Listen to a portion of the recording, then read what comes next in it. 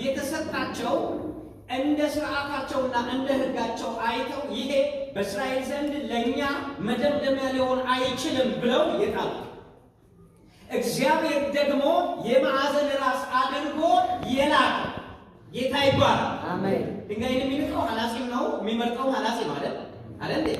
አይደል? ሐናጺ ካልሆን ድንጋይን መምረጥን አለመምረጥም አንችልም ስለማናቅ ማለት ነው። ድንጋዩን መምረጥና ለመምረጥ መብት ያላቸው እነማን ብቻ ናቸው? አይሁዶች ብቻ ናቸው። የማዕዘን ራስ ይሆናል አይሆንም ብለው መለካት የሚችሉት አሕዛብ ሳይሆኑ አይሁዶች ናቸው። በአይሁዶች ዘንድ ደግሞ ታይቶ አያልፍም የተባለ ድንጋይ እግዚአብሔር ግን የማዕዘን ራስ ያደረገው ጌታ ኢየሱስ አሜን።